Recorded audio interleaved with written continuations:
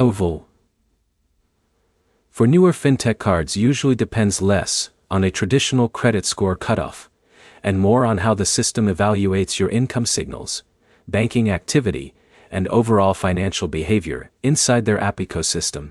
By the end, you'll know what Arro typically looks for during approval, what actually helps you get accepted faster, and what can silently get you rejected even if your credit score looks fine. Start with how Arro approval works.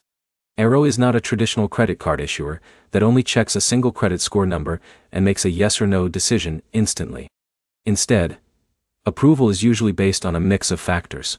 That includes your identity verification, your linked financial accounts, and how stable your income and cash flow appear over time.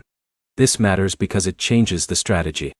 With traditional credit cards, you focus mostly on credit score thresholds. With app-based systems like Arro, your financial behavior can matter just as much as your score. Now look at what improves approval odds. One of the biggest factors is consistency in your banking activity. Regular deposits that look like income are usually stronger than irregular or unpredictable cash flow patterns. Another factor is account stability. If your bank account shows long-term activity instead of being newly opened or inactive, that can signal lower risk to the system. Identity verification also plays a big role. Most fintech approvals fail not because of credit issues, but because submitted information doesn't fully match across documents or connected accounts. Now look at what can hurt your chances. Frequent overdrafts, unstable balances, or inconsistent income patterns can all reduce approval likelihood because they increase perceived risk. Another common issue is incomplete linking of financial accounts.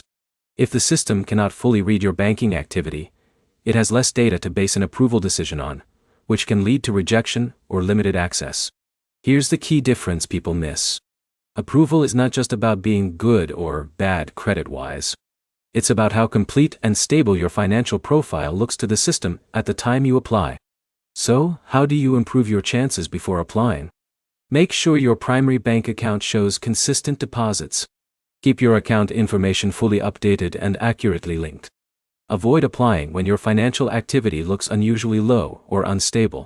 That combination alone significantly improves how most app-based underwriting systems evaluate applicants.